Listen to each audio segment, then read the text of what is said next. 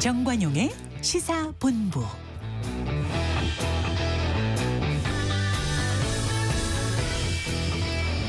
여러분 안녕하십니까? 정관용입니다. 내일 오후 2시 여야 대표회담이 열립니다. 여야 대표회담이 열리는 게 지난 2013년 이후 약 11년 만이라고 하는데요. 특히 이번 국회 개원 이후에 합의는 실종되고 정쟁만이 이어지던 가운데 여야 대표의 만남 성사, 분명 반가운 소식입니다. 계속 논란이 되어온 해병대원 특검법, 또 금투세, 또 전국민 25만 원 지원금 등등이 논의될 예정인데요. 90분간의 회담, 너무 형식과 의제에 갇히지 말고 900분이 되더라도 잃어버린 정치권에 대한 국민들의 신뢰를 찾아오는 그런 계기가 되었으면 좋겠습니다. 8월 31일 토요일 정관용의 시사본부 시작합니다. 먼저 도로공사 연결해서 이 시각 고속도로 상황 알아봅니다. 김경민 씨.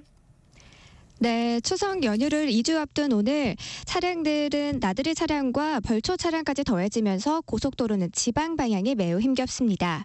특히 1번 경부선 부산 방향의 총 정체 길이는 60km에 다다랐는데 그중 충청권이 매우 어렵습니다. 망양 휴게소부터 남이 분기점까지 한 번에 40km 속도가 떨어지고요. 35번 중부선 남이 방향 역시 진천과 오창에서 각각 10여 킬로미터씩 가다서다를 반복합니다. 25번 논산 전환선 논산 방향 차량 터널을 앞두고 10km 꽉 막혀 있고요. 60번 서울 양양선 양양 방향의 정체도 길어지고 있는데 경기권에서는 덕소 3패부터 지금은 강원권 안쪽 정체도 길어지고 있어서 동산 요금소부터 한 번에 13km 가다서다를 반복합니다. 50번 영동선 강릉 방향은 경기권이 힘겨운데요. 반월터널과 서용인, 호법분기점에서 각각 6, 7km씩 속도가 내려갑니다. 52번 광주 원주선 원주 방향 대신터널 앞두고 8km 속도가 내려갑니다. 15번 서해안선 목포 방향으로는 서평택 분기점과 서해대교 사이로 12km 지나기 불편합니다. 지금까지 한국도로공사 교통센터 김경민이었습니다.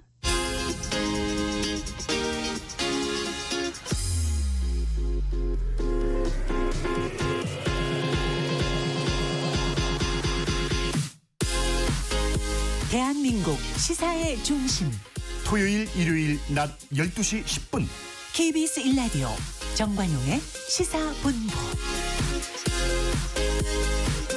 하나의 키워드로 다양한 뉴스 정리해드리는 주간 뉴스 큐레이션입니다. 한국일보의 박지연 기자 어서 오세요. 안녕하세요. 당신의 뉴스 큐레이터 박지연입니다. 네, 오늘의 키워드는? 오늘의 키워드 담력입니다. 담력. 예. 배짱이나 뭐 용감함 이런 거죠? 네, 맞습니다. 이 담력 없이는 헤쳐나가기 어려운 범죄가 우리 일상에서 일어나고 있습니다. 인공지능을 기반으로 이 사람의 이미지를 합성하는 딥페이크 범죄 이야기인데요. 예. 특히 범죄의 가해자, 피해자의 주된 연령대가 10대인 것으로 집계됐거든요. 경찰청 통계가 무엇을 의미하는지 짚어보고요. 또 최근 부천호텔 화재를 계기로 고층 건물 밖에서 대피를 돕는 완강기에 대한 관심이 증가하고 있습니다. 이 완강기는 현행법상 모든 건물의 3층부터 10층에 설치돼 있어야 하는데요. 이 정확한 사용법을 모르는 시민이 대다수예요. 그래서 저희가 직접 타보니 이 담력만큼 필요한 게 또 있었습니다. 뭔지 알려드립니다. 또 SK이노베이션과 SKENS의 임시 주주총회에서 합의안이 통과되면서 자산 100조 원 규모의 아시아 태평양 초대형 민간 에너지 기업의 탄생을 눈앞에 두게 됐습니다. 다만 아직 넘어야 할 산이 남아 있어서 끝까지 담력이 필요해 보입니다. 네, 다양한 뉴스네요. 먼저 딥페이크 범죄 요즘 급증하고 있죠? 네, 양부남 더불어민주당 의원이 경찰청에서 제출받은 자료를 확인해 보니까요. 2021년부터 지난해까지 3년 동안 발생한 딥페이크 범죄의 피해자는 총 527명이었고요. 이 가운데 10대 피해자는 315명, 그러니까 59.8%로 절반을 훌쩍 뛰어넘었습니다. 거의 60%네요. 네.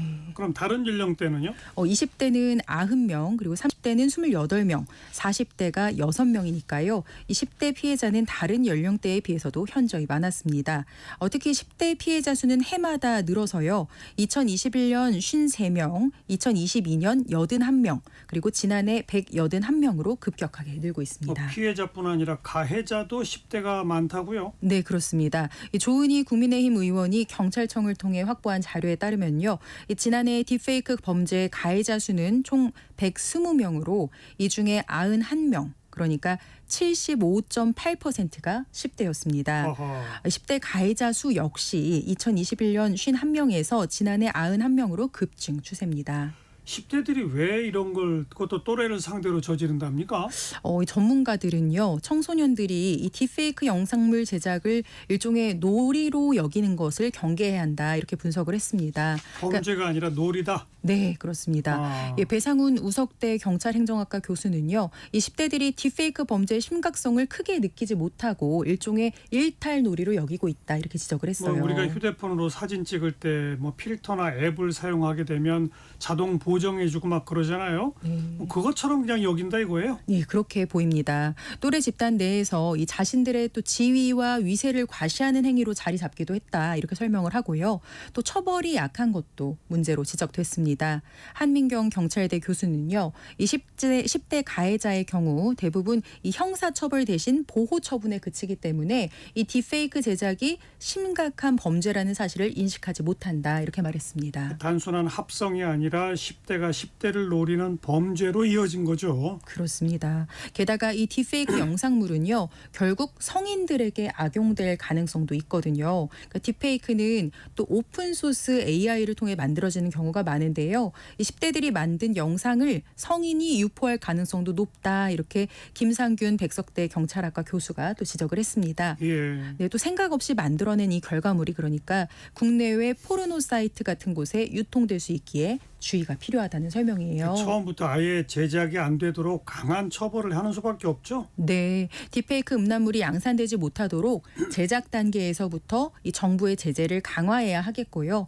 또 인터넷을 활용한 범죄가 늘어나는 만큼 이런 교육도 확대할 필요가 있습니다. 네. 두 번째 뉴스가 불이 났을 때 고층 건물 밖으로 대피하는 완강기 이거죠? 네, 그렇습니다. 그림을 좀 준비를 했는데요. 이제 가슴에 두른 벨트와 또 줄에만 의지하고 약 5, 6m 높이의 건물 벽을 내려오는 건 쉬운 일이 아니죠. 실제 부천 화재 때도 이 호텔 객실에 간이 완강기가 구비가 돼 있었는데요. 이 완강기를 타고 탈출하거나 대피를 시도한 투숙객은 없었다고 합니다. 네. 완강기가 있는지조차 모르는 분들도 많은데 오늘 좀 제대로 배워야 될 것 같아요. 네, 하나씩 짚어드리겠습니다. 불이 났을 때 일단 시야가 너무 흐리고 복도에 연기가 자욱할 때는요, 이 계단으로 대피를 하는 것보다는 완강기를 선택하는 게 안전할 수 있거든요. 그럼 먼저 건물 내 비치된 완강기를 찾아야 하는데요. 보통은 건물 내 창문 주변에 있는 경우가 많습니다. 창문 근처에 있는 완강기를 찾아라. 네. 그다음에 완강기 함을 찾으면요, 그 함을 열면 그 안에 구성품이 모두 다 구비가 돼 있는지 파악을 해야 됩니다. 속도 조절기, 후크, 도르래, 가슴 벨트 이렇게 4가지가 다 있어야 하거든요. 어렵네요. 예. 속도 조절기, 후크, 도르래, 벨트. 네. 그다음요. 이 구성품이 확인이 됐다면요, 이때 간단한 조립을 해야 합니다. 구성품 중에 일단 후크는 이렇게 거는 거니까 알기 쉽잖아요. 이 후크랑 속도 조절기를 이제 상단에다 구멍에 연결을 하고요. 이 후크를 또 지지대 고리에 건 다음에요, 지지대에서 분리되지 않게 나사를 꽉 조여야 합니다. 그러니까 지지대에 후크를 걸고 그 후크는 속도 조절기랑 연결해라. 맞아요. 여기까지 했다면 이제 지지대를 설치할 차례인데요. 아이고. 네, 대체로 지지대는 벽에 이렇게 고정이 돼 있어서 팔을 창밖으로 펼칠 수 있게끔 이렇게 구성이 돼 있어요. 네. 그래서 이 지지대가 안정적으로 내 무게를 견딜 수 있을까, 이 점을 가장 걱정을 할 텐데 홈에 정확히 걸려 있다면 이제 안정적으로 내려갈 수 있습니다. 내가 땅에 닿을 때까지 버텨줄 수 있게 홈에 정확히 끼워라. 네. 그리고요. 네, 이제 창밖으로 이 지상을 먼저 이렇게 확인을 하고요. 이 도르래를 창밖으로 이렇게 떨어뜨립니다. 그 다음에는 가슴 벨트를 이 머리부터 뒤집어 쓰고 안전고리는 가슴 쪽으로 오게 해서 꽉 잡아당겨 조여주면 됩니다. 이렇게 되면 준비가 다 끝난 건가요? 맞습니다. 이제 마지막으로 뛰어내리기 위한 준비 단계에서는요, 이 상체보다는 이 하반신이 먼저 내려가게끔 창문 쪽에 이렇게 걸터 앉는 자세를 취하고요. 그 다음엔 벽을 바라본 채 조금씩 발을 떼고 이렇게 내려와야 합니다. 이 두 손으로는요. 기억하셔야 하는 게 벽을 짚어야 하거든요. 근데 긴장하면 계속 이 줄을 잡게 된다. 그래서 이 점을 기억하시면 되겠습니다. 이게 말로만 들어서는 못할 것 같아요. 한번 직접 해봤으면 좋겠는데요. 네, 직접 해보시면 아주 좋습니다. 이 소방이나 교육당국 그리고 지자체가 지역별로 운영하는 안전체험관에서 직접 완강기를 체험하고 또 배울 수 있거든요. 이 소방청 산하 안전체험관은 현재 13곳에 있어요. 어디냐면 이 서울 광나루, 또 보라매, 부산, 광주, 인천, 대구, 울산, 경기, 충북, 충남, 전북, 경남, 제주 이렇게 운영을 하고 있으니까요. 피난기구 체험 한 번쯤 해보시면 좋겠습니다. 네. 마지막 뉴스는 경제계 소식 SK 관련이에요. 네, SK이노베이션과 SKENS의 임시 주주총회에서 이 두 회사의 합병안이 통과되면서 자산 100조 원 규모의 아시아 태평양 초대형 민간 에너지 기업의 탄생을 눈앞에 두고 있습니다. 이 SK그룹의 운명이 걸린 사업 리밸런싱이 최대 고비를 넘긴 셈입니다. 뭐 참석 주주 요건 같은 걸 다 충족시킨 거죠? 네, 맞습니다. 이 합병안 승인을 위해서는 참석 주주 3분의 2 이상 그리고 발행 주식수 3분의 1 이상의 찬성이 필요합니다. 이 앞서 2대 주주인 국민연금이 반대표를 던졌지만 SK이노베이션의 최대 주주인 SK주식회사를 비롯해서 세계 최대 의결권 자문기관인 ISS 그리고 글래스루이스가 이번 합병안에 찬성을 권고하면서 이 참석한 외국인 주주의 95%가 합병안에 찬성을 했습니다. 합병된 법인의 자산 규모가 100조 원이 넘는다. 네. 어떤 사업 포트폴리오를 갖추게 됩니까? SK이노베이션의 석유 사업과 배터리 사업 그리고 SKENS의 액화 천연가스와 재생에너지 사업이 이 시너지를 내면서 에너지 포트폴리오 경쟁력이 높아질 것이란 전망이 많습니다. 이 합병 법인은요 11월 1일 공식 출범합니다. 아까 국민연금은 반대했다고 그랬죠? 네. 뭐 국민연금을 포함해서 반대한 주주들의 반응은 어때요? 이 반대 주주들의 주식 매수 청구권이 합병 법인이 출범하는데 마지막 변수가 될 걸로 보여요. 그래서 국민연금 지분율이 6.36% 그러니까 총 608만 9,654주인데요. 이걸 포함해서 이날 반대표를 던진 주식 수는 총 824만 4,399주거든요. 그러니까 SK이노베이션이 공시한 이 매수 예정 가격이 있어요. 이게 11만 1,943원인데 이걸 대입을 해보면 반대 주주들이 주식 매수 청구권을 전부 신청한다고 가정을 했을 때 SK이노베이션이 매수해야 하는 금액이 약 9,229억 원에 달할 수 있습니다. 그러니까 회사가 설정한 주식 매수권 이 청구권 신청 한도가 8천억 원인데 이걸 뛰어넘는 규모거든요. 그래서 반대표를 던진 주주들은 9월 19일까지 이 주식 매수 청구권 행사 여부를 결정해야 합니다. 8천억을 넘는 9,200억. 네. 회사가 감당 가능한가요? 이게 주총에서도 이런 질문이 나왔거든요. 박 사장이 이제 한도 금액을 넘으면 어떻게 대응할 거냐 이렇게 묻는 주주에게 이 만약 주식 매수 청구권 규모가 8천억 원을 초과한다면 이사회와 협의해서 진행 여부를 결정하겠다 이렇게 답을 했고요. 또 회사 내부의 현금이 1조 4천억 원 이상이라서 감당 못할 수준은 아니다 이렇게 말을 했습니다. 네. 그 배터리 사업하는 SK온 이것도 합병법인에 포함될 텐데 지금 전기차 시장이 좀 주춤하잖아요. 네. 여기에는 어떻게 대처를 할 계획이랍니까? 네, 이런 질문도 있었는데요. 이 박 사장은 전기차 시장 전체의 수요가 침체된 상황이다 이렇게 얘기를 하면서도 이 내부적으로 원가 절감을 통해서 시장 수요 회복이 좀 더디더라도 이익을 낼 수 있는 구조를 만든 게 급선무라고 보고 노력하고 있다 이렇게 답을 했습니다. 네. 주간 뉴스 크리에이션 여기까지 할까요? 한국일보의 박지연 기자 고맙습니다. 감사합니다. 정관용의 시사본부 듣고 계십니다. 12시 24분 막 지났네요. 기상청 교통정보센터 차례로 연결합니다. 기상청의 송소진 씨. 강한 볕에 기온이 크게 올랐습니다. 오늘도 대부분 지역의 낮 기온이 32도 안팎까지 오르면서 폭염이 이어지겠는데요. 그래도 더위의 기세가 조금 누그러지면서 폭염 경보가 주의보로 완화된 곳이 많습니다. 오늘 예상 낮 최고 기온은 서울과 대전, 대구 33도, 부산, 광주, 제주 32도, 강릉 30도 등이 되겠습니다. 모레 월요일에 중부지방을 중심으로 비가 내린 뒤에는 더위가 조금 더 누그러지겠는데요. 그래도 당분간은 예년 이맘때보다 기온이 조금 높을 전망입니다. 오늘은 전국에 가끔 구름이 많이 끼겠고 강원 영동은 동풍의 영향으로 오후에 5mm 안팎의 비가 오는 곳이 있겠습니다. 일요일인 내일은 전국에 가끔 구름만 많이 낄 전망입니다. 현재 서울의 기온은 30.5도입니다. 날씨 정보였습니다. 이어서 이 시각 교통 상황을 KBS 교통정보센터 김민희 씨가 전해드립니다. 8월의 마지막 날이자 주말을 맞아 나들이 차량들이 많습니다. 남해 제1지선 함안 쪽으로 창원 졸음쉼터 1차로에서는 사고가 나면서 부근으로 정체 시작됐고요. 더 가서는 서마산에서 내서분기점 사이로 정체입니다.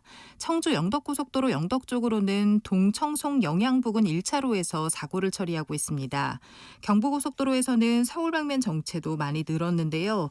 먼저 옥산에서 청주 휴게소 사이로 정체 길어져 있고 더 가서 목천 부근 3차로와 갓길에서는 고장난 버스를 처리하고 있습니다.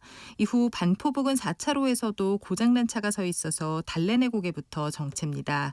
서울시내 강변북로 구리 쪽으로 원효대교 부근 1차로에서는 사고가 나면서 서강대교부터 정체 더 심해져 있고요.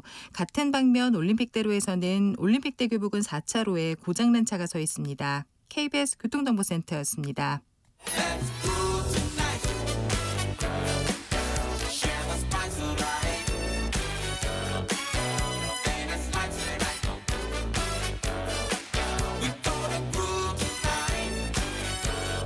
국민 MC 정관용. KBS 1라디오 정관용의 시사본부. 들어보면 달라요. 핫이슈 핫피플 시간입니다. 오늘은 이번 더불어민주당 전당대회에서 최고위원에 당선되신 이현주 최고위원 스튜디오에 초대했습니다. 어서 오십시오. 네, 안녕하세요. 네. 국회의원 당선되시고 저희 프로에 나오셨었고 네. 최고위원에 한번 도전해 볼 생각이다 이런 말씀하셨잖아요. 네. 당선되신 거 축하합니다. 감사합니다. 근데 아슬아슬하게 됐어요? 네.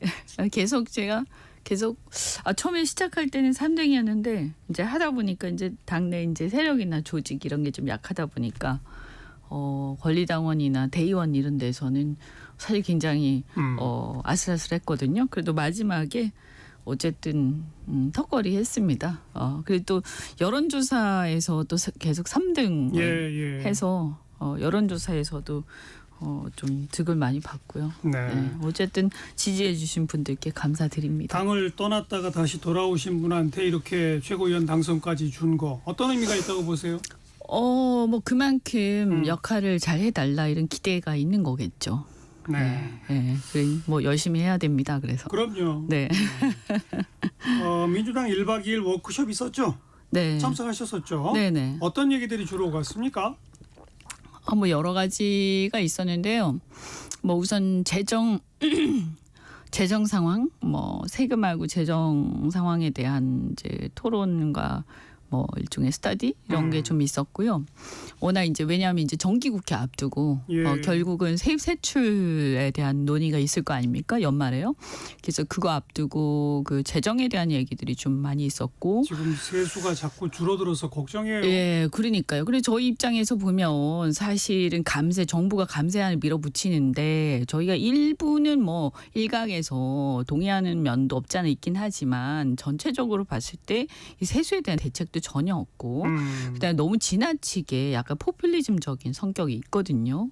뭐 부자 감세라고도 말을 붙이긴 했습니다만 어쨌든 일리가 있는 부분이 있다 하더라도 근데 대책이 없는 거죠. 그럼 세수가 줄어드는 부분은 어떻게 할 거야? 이렇게 했을 때 아무 대책이 없는 거죠.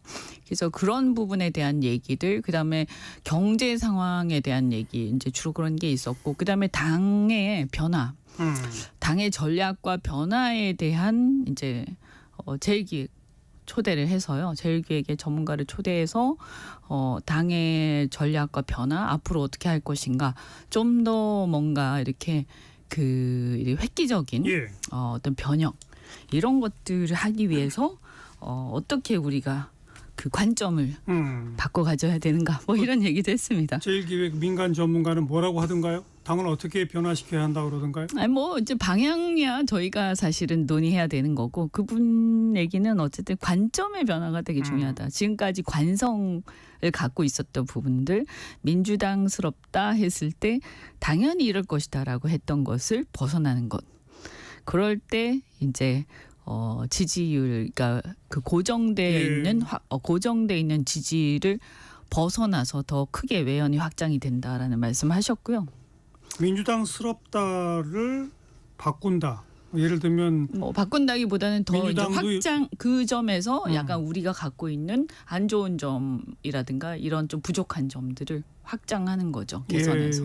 그러니까 민주당스럽다 그러면 뭐 성장보다는 분배, 또 뭐 안보보다는 통일 뭐 이런 거면 오히려 민주당도 성장, 민주당도 안보 이런 거 말하는 겁니까? 뭐 그런 것도 있겠죠. 뭐 해석을 그분이 해주신 건 아니지만 제가 봤을 땐 그런 것도 있을 거고, 그다음에 내부에서 되게 시끄럽게 서로 싸우고 막 하는 그런 것들이 이제 그동안의 어떤 이미지였다고 한다면 그런 면도 좀 바뀔 필요가 있고요.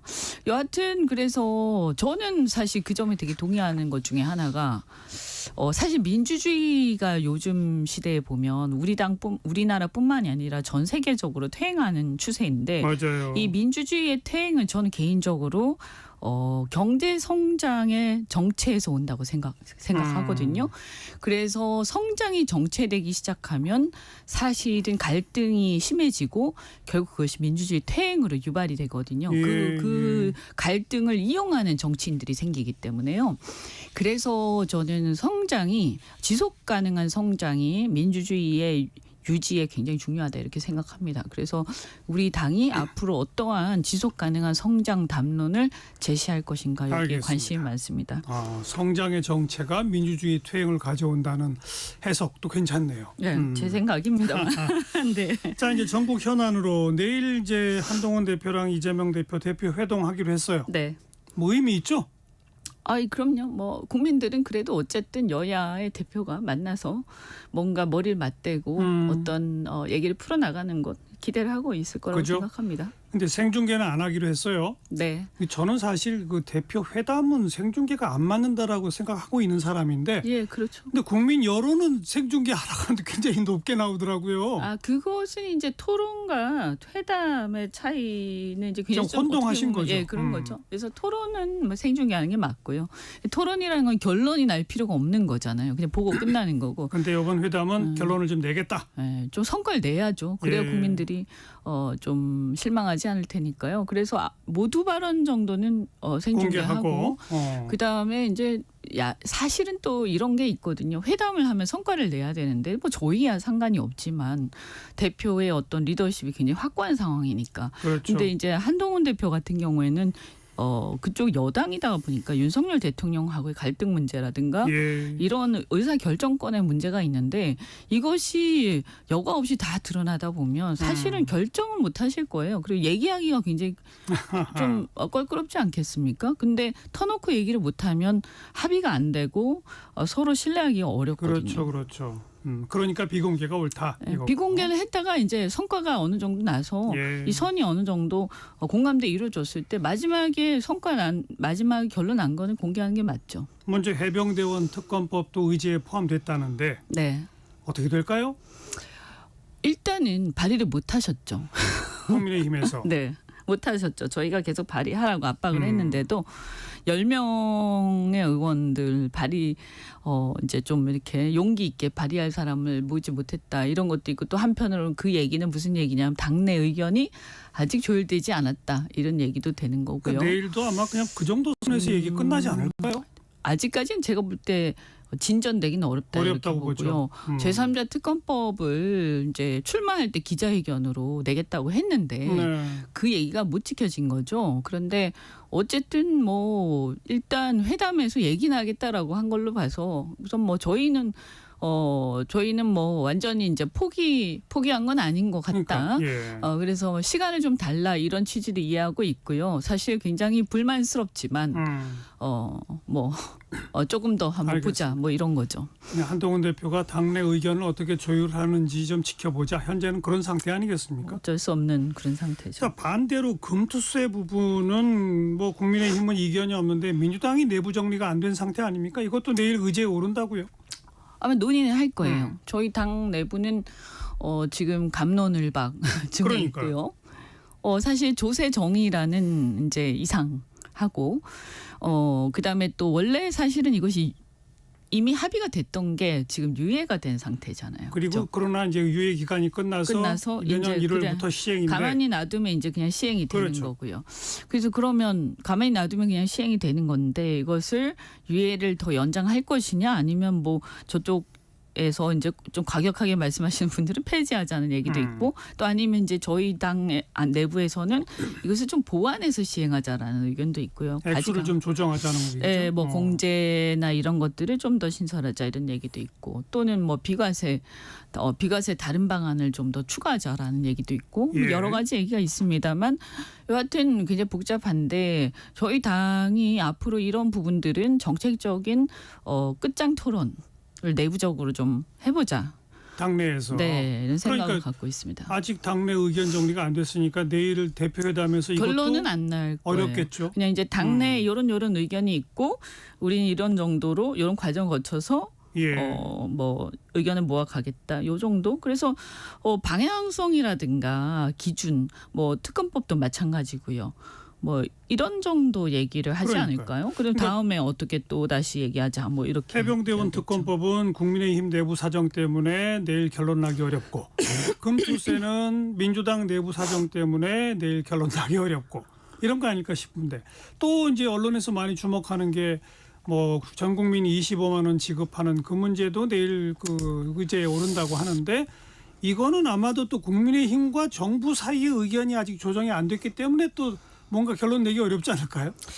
그래서 이제 저희는 사실 25만 이것은 저희가 양보를 많이 했어요. 그래서 그러니까 100%가 아니라도 좋다 뭐 이런 얘기 예, 했죠. 일단 뭐냐면 내수 진작이 중요하니까 저희는 이제 이게 25만 원이 그 국민들의 주머니에 돈을 주자 이게 아니고요. 25만 원이 지역 화폐로 주는 거고 소비에 쓰이도록. 그렇죠. 그래서 4달 안에 쓰이지 않으면 없어지는 그러니까요. 거거든요. 그러니까 이건 그냥 국민들의 손을 거쳐서 돌도록 돼 있는 거예요. 그래서 궁극적으로는 자영업자들 손에 들어가게 돼 있는 건데 이거를 이제 이 효과가 극대화되려면 많은 사람한테 주는 게 좋은 거잖아요. 많은 국민들한테.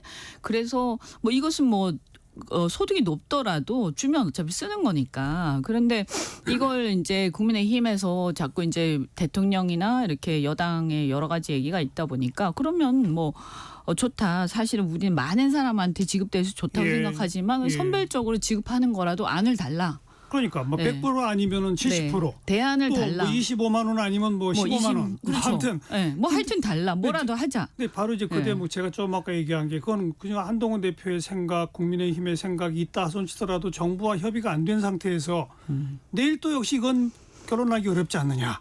들어봐야죠. 그러니까 근데 저는 참 그건 좀 이해가 안 돼요. 왜냐하면 이 정도는 저는 여당 대표가 해내야 된다. 해내야 된다고 생각합니다. 예. 아니 우리가 뭐 원안을 주장하는 것도 아니고 얼마든지 대안을 받겠다고 얘기를 했는데 그 정도는 중간에서 여당 대표가 해내셔야 된다라고 70% 생각하거든요. 15만 원으로 정부를 설득하겠다. 예를 들어서 뭐 이렇게. 뭐 하여튼 그게 얼마든 가네요. 어쨌든 지금 상황은 예. 내수가 워낙 안 좋아서 뭐라도 좀 해야 된다라는 입장이거든요. 알겠어요. 근데 어쨌든 그 여야 대표가 만나는 거를 뭐 저는 계속 만나라 해왔기 때문에 환영은 하는데 해병대원 특검법은 국민의힘 사정 때문에 또 금투세는 민주당 사정 때문에 그리고 25만 원 이제 부분도 아직 그 여당과 정부 사이의 조율 미비 때문에 뭔가 내일 손에 딱 잡히는 결론이 날 걸 기대하기가 좀 어려울 것 같아서. 뭐 첫술을 배부르겠습니다. 근데 금투세 같은 경우에는 어차피 이거는 지금 세입 세출 관련된 거잖아요. 그래서 이것은 예산안하고 같이 처리하거든요. 물론이죠. 예, 그래서 처리 시한 자체가 예산안 처리하고 같이 마지막에 예, 처리하는 거라 예. 지금 논의를 해도 처리 자체는 연말에 논의를 하게 알겠어요. 돼 있어요. 그래서 시간은 아직 있는 거죠. 세법과 관련된 예. 거는요. 또 국민적 현안인 의료 대란 관련은 야당 쪽에서는 좀 의제에 포함시키자고 했는데 일단 내일 의제에는 빠졌다고 그래요. 의제에 이제 논의를 좀 하자라고 저희는 계속 얘기하고 있고 왜냐하면 너무 심각하니까. 네. 그리고 저희가 알기로는 한동훈 대표도 이 문제의 심각성을 인식하고 있다. 그러니까요. 그런데 우리가 만나서 이걸 얘기를 안 하면 어떻게 하자는 거냐.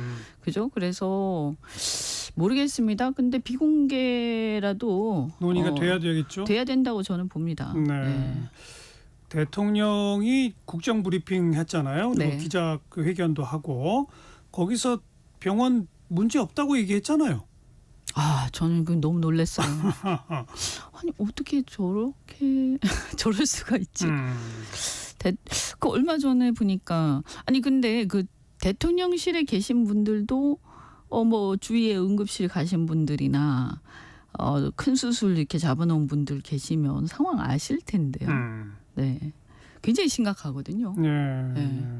근데 또 지금 이제 많은 부분에서 이 의대 증원 문제에 대해서 한동훈 대표랑 대통령실이랑 그러니까 정부랑 뭐 좀 엇박자가 있다 뭐 이런 식으로 보도들이 되던데 네. 제가 마지막 순간까지 가보니까 제가 보기에는 그러니까 내년도 2025 학년도 의대 정원은 뭐 손댈 수가 없는 것이 분명한 것이고 다만 26년도 의대 정원 문제는 다시 좀 논의해 보자. 그게 이제 한동훈 대표가 얘기한 그게 거고요. 한동훈 대표가 얘기한 건데 뭐 이런저런 뭐 정부의 반응이 나오다가 마지막 정부의 반응은 의사단체가 통일된 안을 가져오면 논의할 수 있다로 바뀐 거 아닌가요? 조금 뭐 물러서는 애매해요? 좀 애매한데요. 입장이 뭐 대통령은 완강한 것 같고요. 대통령실은 조금 수위를 낮춰서 얘기하는 것 같고 정부는 좀 더 낮춰서 얘기하고. 예, 왜냐하면 정부는 더 잘 알지 않겠습니까? 현장의 상황을. 예. 그런데 사실 지금 의대 증원 문제를 지금 당장 25년도 증원한다고 그래도요.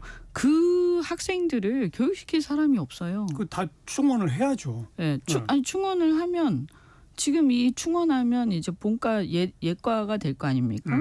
의예과가 되는데 본과생들이 이제 실습을 나가고 이 본과생들의 실습을 또 누가 시키냐면 전공의들이 시킨단 말이에요. 예. 전공의가 지금 거의 없어진 상태. 12,000명의 전공의 중에 한 80% 이상이 사라진 상태인데 내년에 이제 그들이 복귀해야 되는 거죠. 네, 근데 복귀 안 하는. 이게 우리가 지금 잘못 알고 있는 게 이게 지금 파업 상태가 아니에요. 그러니까 이게 무슨 증원을 취소해라 하면서 파업을 하거나 이런 상태가 아니고요. 그냥 사직하고 나가신 나간 거예요. 거예요. 예. 그만두신 거예요. 맞아요. 네, 그만두시고 이미 이 중에 한 반 정도는 제가 파악하기로는 상당히 많은 분들이 이미 개업했거나 다른 쪽으로 가버리셨어요. 예, 일반 병원에 취급하거나. 네, 그래서 그런 분들은 다시 돌아오기 힘들고 지금이라도 빨리 이것을 원상복귀 시켜야 반 정도라도 남아 계신 분들 아직 결정이 안 되신 분들이 돌아오실 수 있는 거지. 이걸 조금 더 방치하게 되면 이제 아무도 안 돌아오시는데요. 네. 우리나라의 의료 시스템이 특히 상급 병원은 전공의가 허리가 돼서 유지되고 있었거든요. 예, 그리고 그분들이 예. 사실은 좀 희생을 했죠. 솔직히 말씀드리면 미래에 대한 어떤 기대 때문에 희생을 감수하면서 한 6년간 그렇게 고생을 해왔는데 이분들이 없으면 안 돌아가는 시스템. 네, 네. 그러니까 교수들도 노교수들이 그 밑에 수족이 없으니까 아무것도 못하는 거예요. 수술도 못하고 아무것도 못하고. 그러니까 힘드니까 그냥 그만둔다 이렇게 되는 거고. 번아웃 돼서. 그러니까요. 하여튼 그것도 문제고 대폭 증원된 내년 신입생이 뽑힐 거 아니에요? 그런데 금년도 의과대학 학생들이 지금 전부 다 수업을 안 들었기 때문에 유급 상태죠. 그러니까 기존의 1학년 정원에다가 플러스 내년에 늘어난 1학년까지를 합한 숫자를 교육해야 되거든요. 그렇죠. 다시. 그거 참 걱정이란 말이에요. 근데 그분을 누가 교육하냐는 거예요. 그러니까 말이에요. 교육할 사람이 없어요. 대부분 이런 실습들을 전공의들이 맡아왔거든요. 대학병원에서. 그러니까 이제 뭐 문제점들은 알겠는데 그럼 우리 이현주 최고위원 생각하실 때는 2026학년도 정원 다시 논의해 볼 수 있다 정도로 안 된다 이건가요? 제가 볼 때는요. 그러면 당장 내년 정원부터 다시 원점구 해야 돼요? 저는요. 정부가 완전히 지금 정신줄을 놓고 있다 이렇게 봅니다. 이 상황이요. 적당히 해갖고 수습되는 상황이 아니에요. 이게 뭐 그냥 파업한다고 잠깐 나가 있고 이런 게 아니고 시장 자체가 완전히 무너진 상황이거든요. 이게 지금 6개월째 방치된 거 아니에요. 그러니까 그건 알겠는데. 네, 그래서 그러면 대안이 이걸 수습하려면 일단 있잖아요. 일단 모든 절차를 잠시 중단하고 네. 다시 시작해야 돼요. 그러니까 내년도 의대 정원 확대 정책 자체를 무효화해라. 뭐 무효화까지는 아니더라도 다시 논의해야 돼요. 이거 지금 일단 연기를 하고. 이제 곧 가을인데. 이 문제예요. 아니 그러니까 그것도 아니 이제 수시 접수한단 말이에요. 그러니까 그거. 사실은 그분들 입장에서 상당히 황당할 수 있는데요. 그것도 정부의 책임이죠. 그런데 저는 그분들도 책임 못 져요. 지금 당장 왔는데 누가 교육합니까? 이게 대책이 없는 상황이라는 거죠. 그러니까 그렇게 대책이 없이 어려움이 여기저기서 터지고 있는 것까지 전부 동의한다 손 쳐서 그러면 어쩌자는 거예요. 다른 방법이 없으니 일단은 내년도 의대는 그냥 기존 의대 정원으로 그냥 갑시다라고 결론을 내버리면 그러면 감당이 안 되는 거죠. 아니 그러니까 그 확대되지 않은 그러니까 의대 정원 확대를 없었던 일로 하고 기존의 의대 정원대로 그냥 다시 뽑겠다. 이렇게 되면은 결국은 의사 단체의 그 어떤 집단 행동에 정부가 완전히 굴복한 꼴이 되고 마는 거 아닌가요? 아니 그거는 이기고 진다의 문제로 생각하면 안 되죠. 예. 왜냐하면 말씀드린 대로 이것은 파업한 게 아니라요. 그냥 그만두고 다 나가버리신 거라서 예. 그렇게 한다고 해서 돌아오는 것도 아니라는 것을 분명히 알아야 되고요. 그러니까 돌아오는 사람이 있겠죠. 왜냐하면 어떤 자기의 다른 대안이 이제 결정이 안 된 사람들은.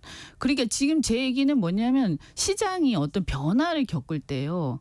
그 변화를 트리거하는 어떤 상황이 올 수가 있거든요. 근데 정부의 이번 조치가 의료 시장에서의 어떤 그동안에 이렇게 전공의들의 착취 위에 유지되고 있던 대학병원의 시스템 이게 굉장히 위태위태했었거든요. 그 수가 문제도 그렇고 이거를 정부가 트리거 시켜버린 셈이 된 거죠. 그래서 폭발한 거예요, 그냥. 그러니까 이현주 최고위원의 인식에도 뭐 충분히 일리가 있습니다만 또 반대로 지금 여기까지 온 마당에 이렇게 수개월 이런 진통을 겪은 마당에 다시 또 원점 재검토로 가면 당장 내년 그 의대 수시에 지금 응시하려고 하는 그 학부모들과 학생들은 어떻게 되며 또 결국은 되풀이 되면서 결국 의사 정원은 의사들이 동의하지 않는 한 정말 못 늘리는구나. 뭐 결국은 그렇게 되는 거 아닌가? 이 정도 희생을 치렀는데도. 예를 들면 증원 문제는 이제 지난 정권 같은 경우는 500명 이하로 점진적 증원을 제한했었던 적이 있었잖아요. 그죠? 그랬는데 그것도 또 안 됐죠. 네. 예. 그런데 이제 제가 볼 때는 어쨌든 이것은 점진적이어야 해요. 왜냐하면 말씀드린 대로 어떤 일각의 집단이 자신들의 희생 위에 이게 유지되어 온 집단이 있단 말이에요. 그러면 그 집단이 해소돼 나가는 과정들을 점진적으로 해나가야 될 거 아닙니까? 그들을 희생시키면서 그냥 누르고 갈 수는 없는 거잖아요. 알겠습니다. 그러면 내일 그 여야 대표회담에서 금년도 대학 의대 정원 문제까지도 다시 얘기해 보자는 식의 파격적 결론이 날 수도 있나요? 그거는 쉽지는 저는 않을 어려울 거예요. 것 그건 같은데요. 쉽지는 않을 거예요. 솔직히 말씀드리면 그걸 누가 말씀을 하실 수 그러니까요. 있겠어요. 그건 대통령밖에 할 수가 없는데 그걸 누가 책임질 수 있는 것도 아니고. 그러니까 지금 그래서 지금 사달이 난 건데요. 여하튼 제가 볼 때는 지금 수험생도 문제고. 네. 그러니까 수험생도 문제인데 근데 의료 시스템이 붕괴되는 건 더 큰 문제 아닌가요? 그렇다고 해가지고 뭐 이분들이 파업을 해서 잠깐 나간 거면 그냥 어떻게 타협해가지고 설득해서 데리고 오면 되는데 그러니까 아마도 시장 자체가 이상하게 붕괴된 거라. 지금 현 상황에서 유일한 해법은 좋다. 2025년은 어쩔 수 없다. 네. 2026년도 의대 정원은 의사단체와 다시 논의하겠으니 제발 이제 내년 초 시점에는 전공의들도 학생들도 다 좀 돌아와라. 뭐 결국은 그 방법밖에 없는 거 아닌가요? 그러니까 그게 좀 약간 궁색하지만 그게 가장 현실적인 대안이긴 한데 그거조차도 사실은 어떻게 될지 모르겠어요. 모르죠. 말씀드린 것처럼 신입생 뽑았는데 교육도 안 되고 아무것도 안 되는 상황이 올 수도 있는 거죠. 근데 이제 일단 그 부분에 대해서는 우리 대표께서도 이재명 대표께서도 그 유예 방안이라도 해야 된다고 말씀하셨거든요. 그러니까요. 예. 그래서 거긴 제가 볼 때 의견 일치를 볼 수 있을 것 같아요. 26학년도 의대 정원 다시 논의합시다. 의사단체 참여하세요. 그러니까, 일단 방안 자체는 그러니까요. 원점에서 다시 논의를 하되 일단 지금 현재 당장 요거는 어떻게 할 수 없는 거 아니냐 이런 그러니까요. 얘기들이 좀 있어요. 물론 불만스럽겠지만. 알겠어요. 그리고 뭐 정부도 일단 최종적 입장으로는 의사단체에 통일되는 안이 오면 다시 논의한다는 것까지 나왔으니까 제가 볼 때 그 정도는 좀 내일 어떤 역할을 좀 했으면 하는 그런 기대예요. 그래서 이게요, 사실은 의사협회는 조금 달라요. 하여튼 의사 그죠? 전체, 그렇죠. 의대생, 그러니까 오히려 전공의 개업이나 이런 예, 분들은 개업이나 이런 1차 병원은 큰 문제가 없는 것 같더라고요. 오히려 지금 문제는 대학병원들이에요. 그러니까 아무튼 이제 의료계 전체의 통일된 의견들을 좀 가져와라. 네. 뭐 이런 어떤 합의를 여야 대표가 끌어내면 상당히 좀 목소리에 힘이 실리지 않겠나 그런 기대를 한번 해보고요. 아까 잠깐 윤 대통령의 국정 브리핑 그 뭐 병원에 문제 없다 얘기만 했는데 그거 말고도 또 뭐 연금 개혁 문제, 뭐 경제 문제 여러 가지 언급했잖아요. 네. 한마디로 총평을 조금만 해보시면 너무 아니 연금 일단 개혁 웃으시네. 연금 개혁 문제도 예. 지금 연금 개혁 해야 되잖아요. 해야죠. 우리 지난번 국회에서 합의했잖아요. 여야가 소득 대체율도 저희 좀 불만스럽지만 일단 양보했고요. 예. 그런데 그거가 좀 부족해서 조금 더 구조적 개혁까지 더 하겠다라고 하면 모르겠는데 그걸 깡그리 무시하고 지금 새로운 걸 지금 정부가 지금 발표를 한 상태예요. 그래서 소득 대체율 얘기는 아예 없고 거기서 딱 하나 동의할 수 있는 것은 법제화하겠다. 예, 그거 예. 정도? 그거는 이제 계속 국회도 주장해왔던 거기 때문에 그것은 오케이. 그런데 안정화 장치라고 하면서 얘기한 게 자동 있어요. 안정화.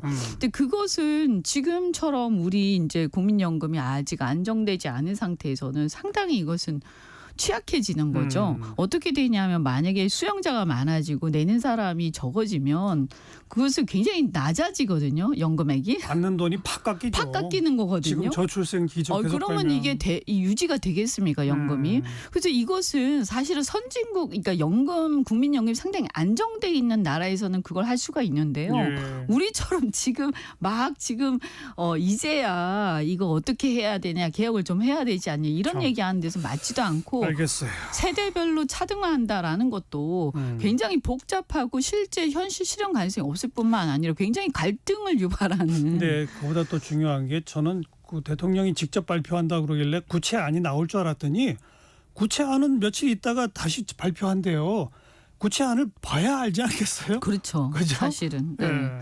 사실은 자동 그냥 안정화는 어떻게 할 도대체 건지 뭔지. 세대별 네. 차이는 어느 정도 주겠다는 건지 구체안일 때 그러면 제가 볼 때 근데 구체안 나오면 또 구체안에 대해서 또 갑론을박이 있을 텐데 저는 그렇게 지금 너무 많은 것을 자꾸 변화를 주고 막 이렇게 하는 것보다는 예. 지난번 국회에서 합의한 그 소득 대체율에다 플러스 구조적 개혁만 거기까지만 조금 더 알겠어요. 더하는 것이 아무튼 그 이번 국정 브리핑에서 현 뭐 병원 사태 또 경제 상황 등을 바라보는 인식의 문제 또 어떤 개혁이라고 내놓는 방향의 어떤 논란의 문제 이런 것들을 보면 어떻게 윤 대통령 임기 잘 마무리할 수 있겠어요? 어떻게 생각하세요? 그래서 저는 이분은 정말 딴 나라에 사시는 것 같다. 완전히 딴 나라에 사시는 것 같고요. 어디 사시고 계실까요? 그래서 너무나 상황 인식이 잘못돼 있는데 이걸 누가 이런 보고를 하고 있는 걸까? 아니면 이런 보고를 하는 사람들은요. 정말 큰 정말 재앙을 국가에 몰고 오는 거예요. 예. 과대 포장되고 아전인수격인 게 너무 많고요. 그리고 특히 김건희 여사에 대한 부분은 국민들로 하여금 오히려 분노를 일으키게 하는 지점들이 많았단 말이죠. 공정과 상식을 내세우고 집권하셨는데 그래서 저는 당장 그 보고 잘못한 사람들부터 정리해야 된다. 네. 경지라고. 네, 이 문제를 누군가 여당이든 좀 정신 똑바로 차린 사람이 지적해야 한다. 지적해서 단판을 지어야 된다고 봐요, 대통령하고. 알겠습니다. 자, 더불어민주당 이현주 최고위원 오늘 함께 만났습니다. 고맙습니다. 네, 고맙습니다. 네, 나나무스코리의 Try to Remember 잠깐 듣고요. 저는 1시에 다시 올게요.